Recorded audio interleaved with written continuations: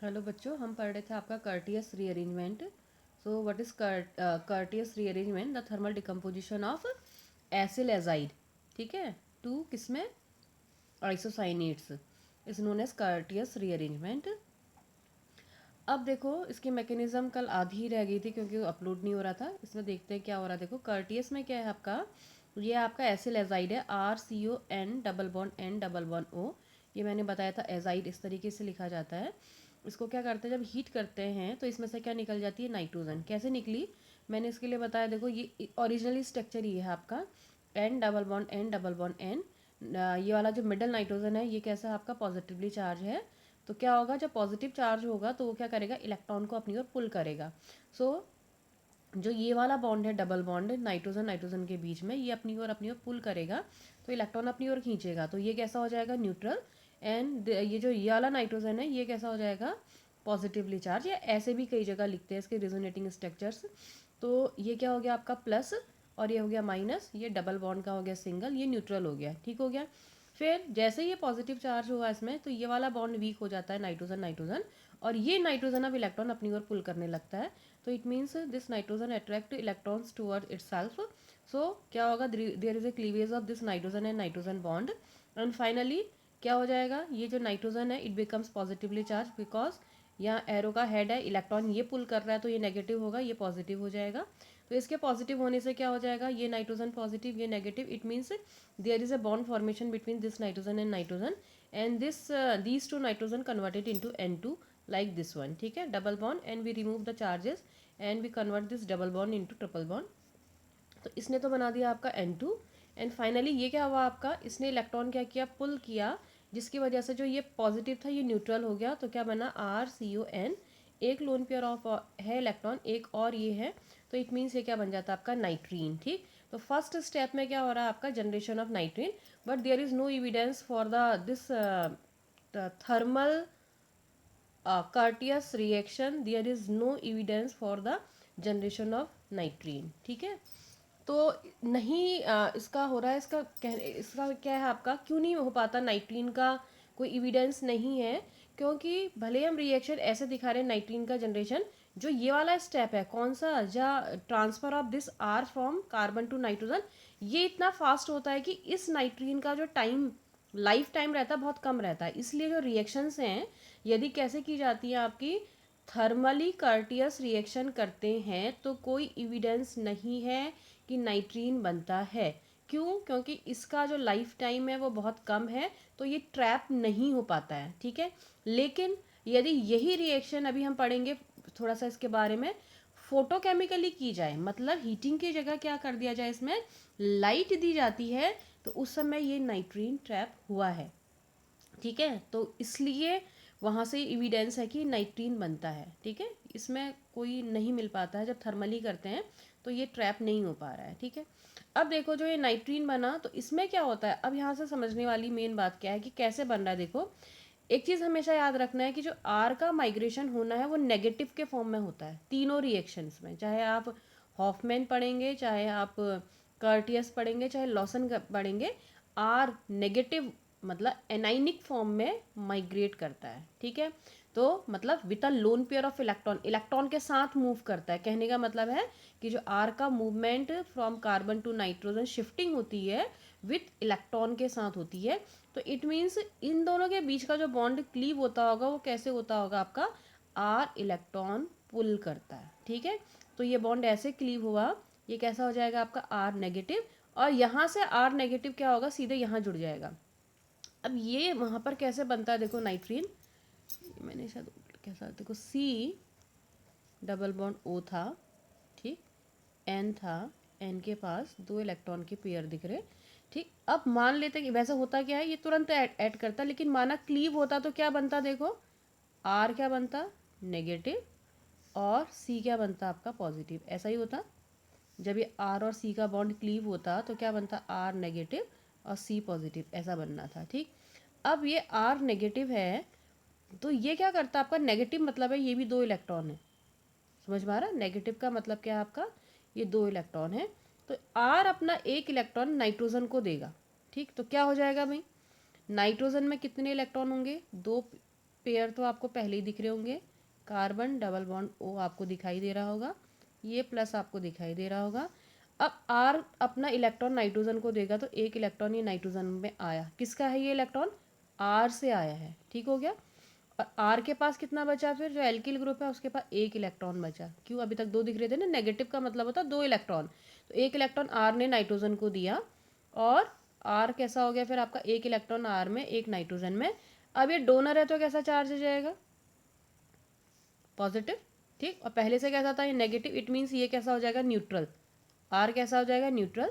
Nitrogen क्या कर रहा है, इलेक्ट्रॉन ले रहा है किससे, आर से, तो इट मीन्स ये कैसा चार्ज हो जाएगा, नेगेटिव, कैसा हो जाएगा, नेगेटिव, ठीक है, या ये नेगेटिव, और नेगेटिव पॉजिटिव क्या हो जाएंगे फिर आपके बॉन्ड, तो क्या बन गया आपका, देखो सी डबल बॉन्ड ओ तो आपको दिख ही रहा होगा, डबल बॉन्ड एन, और क्या बन जाएगा आर, या सीधे साधे ये इलेक्ट्रॉन से बॉन्ड बन गया, ऐसे समझ लो, समझ पा रहा, तो क्या बनता है फिर आपके आइसोसाइनेट्स बनते हैं, ठीक।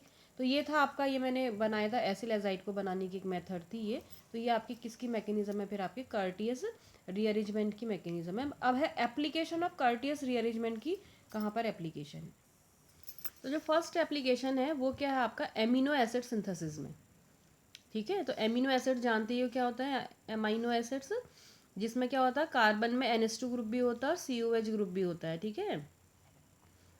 तो ये अमीनो एसिड्स कैसे सिंथेसिस करते हैं, या एमिनो एसिड हम कैसे सिंथेसिस करते हैं, देखो इसके लिए हम लेते हैं साइनो ईस्टर, ईस्टर जानते ही हो क्या होता है, COOR या RCOR डैश, ये हुआ ना ईस्टर, ठीक। तो इसी का साइनो है, इसका मतलब इसका अल्फा साइनो लेते हैं, तो इसके जो बगल वाला कार्बन है उसमें साइनाइड, ठीक है। तो क्या हो गया, देखो RCH साइनाइड COOR, ठीक है।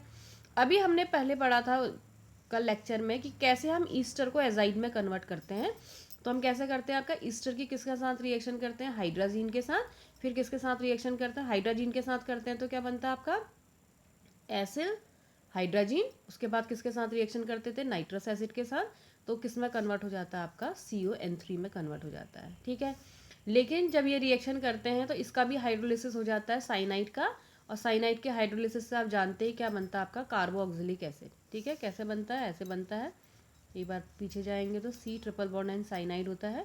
हाइड्रोलिसिस करते हैं तो जितने क्या होते हैं आपके बॉन्ड होते हैं उतने वाटर मॉलिक्यूल पार्टिसिपेट करते हैं, ठीक है। जो इलेक्ट्रोनेगेटिव है, कौन है इलेक्ट्रोनेगेटिव, कार्बन नाइट्रोजन में, नाइट्रोजन मोर इलेक्ट्रोनेगेटिव है, तो नाइट्रोजन की जगह वाटर का कौन सा पोर्शन जाएगा, नेगेटिव है तो पॉजिटिव जाएगा, ठीक है। तो नाइट्रोजन की तरह H, इसकी तरफ OH, इसकी तरफ H, इसकी तरफ OH, इसकी तरफ H और इसकी तरफ OH, तो क्या बनेगा फिर आपका, कार्बन से OH, OH और OH, इट मीन्स ये क्या है आपका, कैसी मॉइटी है आपकी, अनस्टेबल मॉइटी है, because 3 OH groups are attached with the carbon atom, so this unstable moiety converted into a stable by the removal of a water molecule, ठीक है। तो कैसे होगा, water OH negative from here and H positive from here, तो क्या हो जाएगा, carbon oxygen double bond and OH, ठीक। तो फाइनली जो साइनाइड ग्रुप है that group converted into COH group by hydrolysis, ठीक है। तो जब हम क्या करते हैं, साइनाइड का इसके हाइड्रोजन और नाइट्रिक एसिड के साथ, नाइट्रस एसिड के साथ रिएक्शन करते हैं तो साइनाइड ग्रुप भी COH ग्रुप में कन्वर्ट हो जाता है, ठीक है।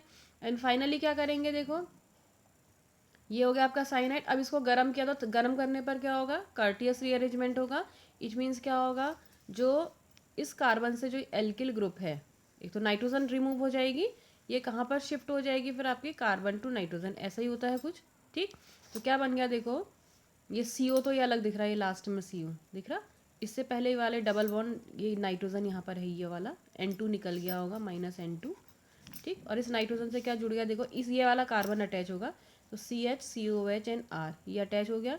फिर क्या करा, इसकी किसके साथ रिएक्शन की है, देखो इथेनॉल के साथ, मैंने बताया था कि जब क्या होते हैं आइसोसाइनेट्स होते हैं वो किसके साथ रिएक्शन करते हैं, इथेनॉल के साथ रिएक्शन करते हैं, तो ये क्या बनाते हैं फिर आपका, जो ये CO ग्रुप है वो किस में कन्वर्ट हो जाता है, कैसे, इन दोनों में एडिशन होता है वो बताया था, एक जगह H और एक जगह OET अटैच हो जाएंगे, हो गया, क्या बनते हैं आपके कार्बामेट्स बनते हैं। और जो कार्बामेट्स हैं इनका जब हम क्या करते हैं, हाइड्रोलिसिस करते हैं तो ये बॉन्ड क्लीव हो जाता है, HCl के साथ ट्रीट करते हैं तो ये बॉन्ड क्लीव हो जाता है और हाइड्रोजन यहाँ अटैच हो जाता है। क्या बन गया फिर RCH, COOH और NH2। तो क्या बना आपका जो कर्टियस रीअरेंजमेंट है, इसका यूज़ कहाँ पर को किया फिर हमने एमिनो एसिड्स के सिंथेसिस में किया। ठीक है, तो एमिनो एसिड सिंथेसाइज करते हैं किससे फिर कर्टियस रीअरेंजमेंट से। सेकेंड है आपका stepping down in carboxylic acid. तो देखो ये है आपका कार्बोक्सिलिक एसिड। वैसे इतनी अच्छी मेथड नहीं है, बहुत लंबी है, लेकिन फिर भी एप्लीकेशन लिखोगे तो 2 एप्लीकेशन लिख लेना, हर रिएक्शन की लिखनी चाहिए। तो क्या है आपका दिस इज कार्बोक्सिलिक एसिड और कितने कार्बन है R और 2 कार्बन है and finally this is converted into R और 1 कार्बन में। ठीक है, तो देखो ये क्या है, ये कार्बोक्सिलिक एसिड है। ईस्टर बना लोगे कैसे, इथेनॉल से रिएक्शन कर दो या कोई भी अल्कोहल से करो, ईस्टर बन गया। ईस्टर से अब क्या बनेगा, एजाइड कैसे बनते हैं पढ़ चुके हैं हम। हाइड्रोजन और नाइट्रस एसिड के साथ रिएक्शन किया, एजाइड बन गया। एजाइड को गर्म किया तो क्या हो गया, कर्टियस रीअरेंजमेंट हो गया, आइसोसाइनेट बन गया। इसका हाइड्रोलिसिस किया तो किस में कन्वर्ट हो जाता है बताया था, हाइड्रोलिसिस करेंगे तो यहाँ क्या आ जाएगा H और यहाँ क्या आ जाएगा OH, ये इसमें कन्वर्ट हो जाएगा। ये कैसा कंपाउंड बताया था आपका, अनस्टेबल बताया था। कैसे स्टेबल में कन्वर्ट होगा, CO2 निकल जाएगी, ऐसा कुछ बताया होगा, ये CO2 निकल जाती है। क्या बचा फिर RCH2NH2 बचा। फिर क्या करना है आपका, इस NH2 को किस में कन्वर्ट करना है, COH में। तो पहले क्या करा है, इसकी नाइट्रस एसिड के साथ रिएक्शन की, तो RCH2NH2 किस में कन्वर्ट हो गया, RCH2OH अल्कोहल में कन्वर्ट हो गया। ये बेसिक रिएक्शंस हैं एंड फाइनली जो ये अल्कोहल है इसका क्या करा, ऑक्सीडेशन किया। तो ऑक्सीडेशन करने पर अल्कोहल के किस में कन्वर्ट हो जाते हैं वो, पहले एल्डिहाइड में फाइनली कार्बोक्सिलिक एसिड में। तो वही हुआ यहाँ पर को कार्बोक्सिलिक एसिड बना। यहाँ 2 कार्बन थे, यहाँ पर 1 ही कार्बन है। इट मीन्स क्या हुआ, स्टेप डाउन हो गया किसका, कार्बोक्सिलिक एसिड का। क्या करते हैं आप आपका इस तरीके से करते हैं। ठीक हो गया। नेक्स्ट पॉइंट, अभी हम बात कर रहे थे कि जो कर्टियस रीअरेंजमेंट है that is thermal decomposition of acyl azide. ठीक, लेकिन साथ में ये भी पता होना चाहिए कि कैसा भी होता है रिएक्शन, फोटोकेमिकल मतलब लाइट से भी होती है।